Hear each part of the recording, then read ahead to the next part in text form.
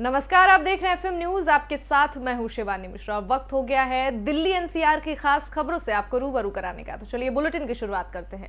राजधानी दिल्ली में डेंगू तेजी से पांव पसार रहा है। वहीं पूर्वी दिल्ली नगर निगम का दावा है कि मच्छर से पैदा होने वाली बीमारियों की रोकथाम के लिए लगातार प्रयास भी किया जा रहा है। नगर निगम महाअभियान चलाकर फॉगिंग और एंटी लार्वा दवाओं का छिड़काव के साथ ही लोगों को जागरूक भी किया जा रहा है। और निगम के दावों की सच्चाई जानने के लिए जब हमें टीम पूर्वी दिल्ली नगर निगम की शिक्षा समिति के अध्यक्ष राजीव चौधरी के दुल्लापुरा वार्ड में पहुंची तो निगम के दावों की पोल खुल गई। दलपुरा वार्ड के गाजीपुर डेयरी फार्म के लोगों ने बताया कि वो लोग मच्छर से परेशान हैं। शाम होते ही मच्छरों का प्रकोप बढ़ जाता है।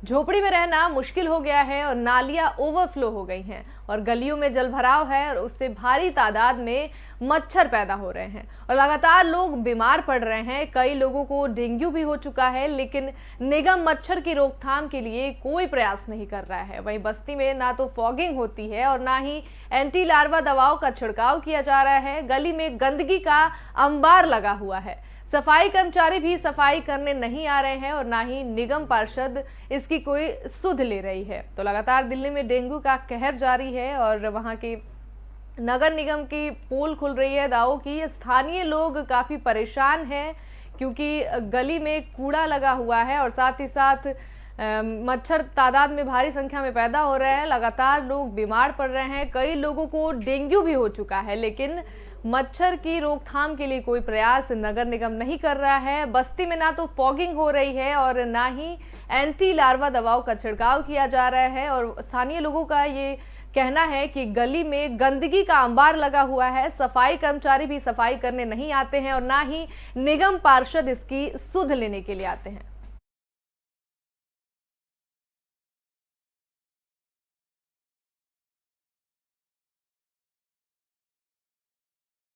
बुलेटिन में अगली खबर का रुख करेंगे। राजधानी की यमुना भी प्रदूषित हो चुकी है। कालिंदी कुंज में बीते शनिवार को यमुना में बड़ी मात्रा में सफेद रंग का झाग देखने को मिला। यमुना के पानी के ऊपर बड़ी मात्रा में सफेद रंग का झाग नजर आया। बता दें कि यमुना में सफेद रंग का झाग प्रदूषण बढ़ने और पानी में अमोनिया की मात्रा बढ़ जाने के कारण नजर आता है। और एक बार यमुना में बड़ी मात्रा में सफेद रंग का झाग नजर आ रहा है, जिसका असर दिल्ली के वाटर सप्लाई पर भी पड़ता है। और पानी में अमोनिया की मात्रा बढ़ने से इसका असर सोनिया विहार प्लांट पर भी पड़ा है, जिसके बाद दिल्ली के दक्षिणी जिले के कई पॉश इलाकों में वाटर सप्लाई पर इसका असर भी पड़ा है। और दिल्ली में बढ़ते प्रदूषण पर एम्स के डायरेक्टर डॉक्टर गुलेरिया ने बड़ी चेतावनी दी है। गुलेरिया ने कहा कि प्रदूषण जहां पर ज्यादा रहता है वहां कोरोना भी ज्यादा घातक साबित हो सकता है। प्रदूषण से फेफड़ों में सूजन आ सकती है। और आपको बता दें कि दिल्ली समेत कई शहरों में प्रदूषण की हालत बद से बदतर होती जा रही है। हवा में सांस लेना भी मुश्किल हो गया है। अब इसके खतरे को देखते हुए एम्स के डायरेक्टर रणदीप गुलेरिया ने बड़ी चेतावनी दी है कि बढ़ता प्रदूषण कोरोना मामलों को भी बढ़ा सकता है। साथ ही साथ गुलेरिया ने यह भी कहा कि प्रदूषण की वजह से कोरोना वायरस लंबे समय तक हवा में रह सकता है। रणदीप गुलेरिया ने कहा कि जितना सिगरेट के धुएं से नहीं होता, उससे कहीं ज्यादा ये प्रदूषण कर रहा है। ऊपर से त्योहारों का मौसम है और गाड़ियों की आवाजाही भी बढ़ रही है।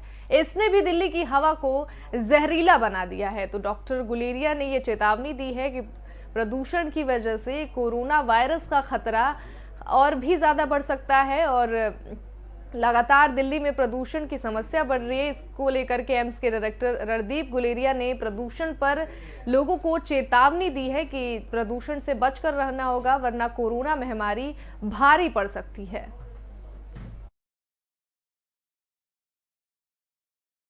भारतीय जनता पार्टी राष्ट्रीय कार्यकारिणी की बैठक आज दिल्ली के एनडीएमएससी कन्वेंशन सेंटर में होगी और इस बैठक की शुरुआत बीजेपी के राष्ट्रीय अध्यक्ष जगत प्रकाश नड्डा करेंगे और समापन प्रधानमंत्री नरेंद्र मोदी के संबोधन से होगा। वहीं बीजेपी की राष्ट्रीय कार्य समिति की यह बैठक 5 राज्यों में होने वाले विधानसभा चुनाव और प्रधानमंत्री मोदी के नेतृत्व में पिछले 7 सालों में केंद्र सरकार द्वारा किए गए कामों पर केंद्रित होगी। और साथ ही इस बैठक में किसान आंदोलन के मुद्दे पर भी चर्चा संभव है।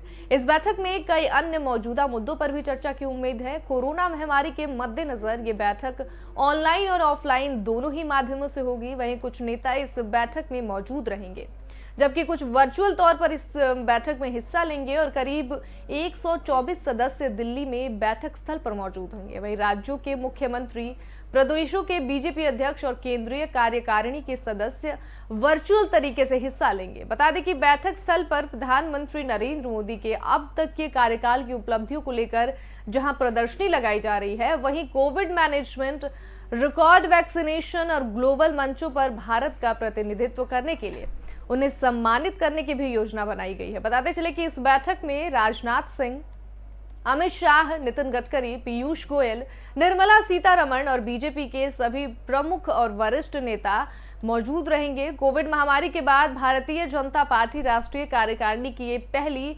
ऑफलाइन बैठक होगी।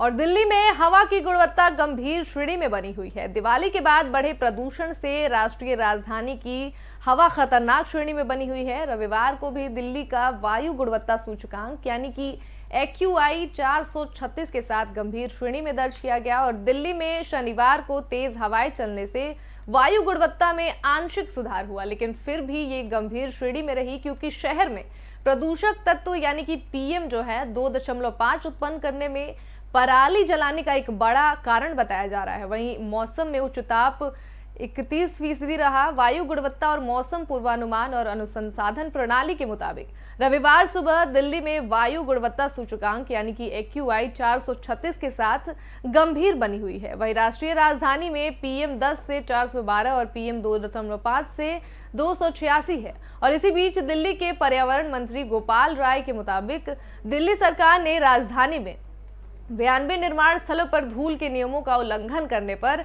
प्रतिबंध भी लगा दिया है और यह कदम दिवाली के एक दिन बाद उठाया गया है, जिसके बाद राजधानी का वायु गुणवत्ता सूचकांक खतरनाक हो गया है।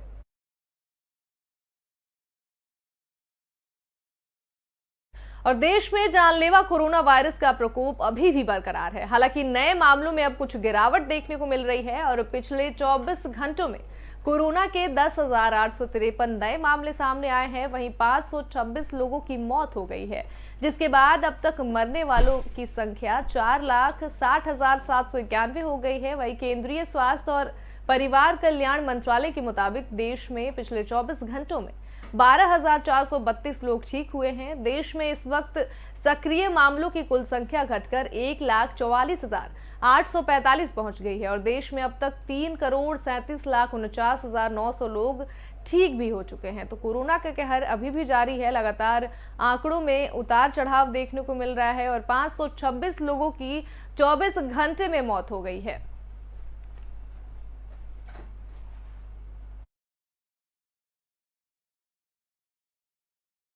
बढ़ते अगली खबर की ओर। यमुना के पानी में अमोनिया की मात्रा बढ़ने से रविवार को दिल्ली में पेयजल आपूर्ति बाधित रहेगी और इस दौरान सोनिया विहार, वजीराबाद, भागीरथी, चंद्रावल और ओखला ट्रीटमेंट प्लांट से पेयजल का उत्पादन प्रभावित होगा। वहीं दिल्ली जल बोर्ड का कहना है कि यमुना के पानी में अमोनिया की मात्रा बढ़ गई है, जिससे दिल्ली के 5 बड़े वाटर ट्रीटमेंट प्लांट अपनी पूरी क्षमता के साथ काम नहीं कर सकेंगे। वहीं नतीजन पूर्वी दिल्ली और दक्षिणी दिल्ली के कई इलाकों में रविवार सुबह और शाम पानी की आपूर्ति बाधित रहेगी और कई इलाकों के लोगों को रविवार को पानी की कमी का सामना करना पड़ सकता है। इनमें साकेत, कटियारा, पंजाबी बाग, जहांगीरीपुर, मूलचंद और ग्रेटर कैलाश, इसके आसपास के इलाकों में भी रविवार की सुबह और शाम पानी की सप्लाई प्रभावित हो सकती है। और साथ ही जल बोर्ड की तरफ से ये कहा गया है कि इन इलाकों में जल बोर्ड टैंकरों के जरिए पानी सप्लाई करने की कोशिश करेगा और साथ ही सलाह भी दी गई है कि पानी का उचित मात्रा में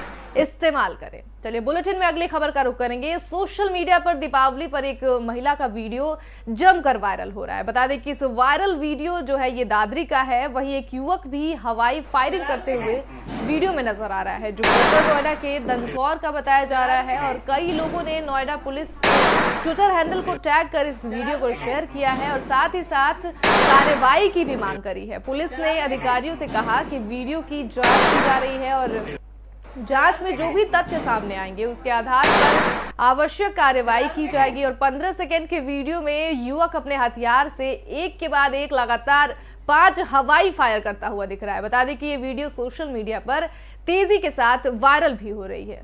अगली खबर का रुख करेंगे। बुराड़ी इलाके में बीती रात एक मकान में भीषण आग लग गई और आग लगने से 12 साल की एक बच्चे की मौत हो गई है। घटना करीब रात 9 बजे की है। मृतक बच्चे की तबीयत खराब थी और वो अपने घर में ऊपरी मंजिल पर सोया हुआ था। कमरे में लकड़ी का एक छोटा सा मंदिर था जहां मृतक की मां ने ज्योत जलाया हुआ था और अचानक से मंदिर में आग लगी और देखते ही देखते आग पूरे कमरे में फैल गई।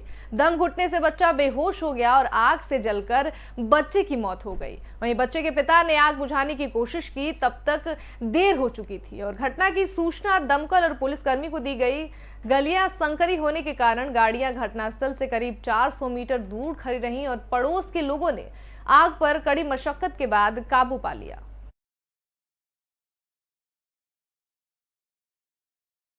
इस बुलेटिन में फिलहाल के लिए इतना ही। बने रहे एफएम न्यूज के साथ। नमस्कार।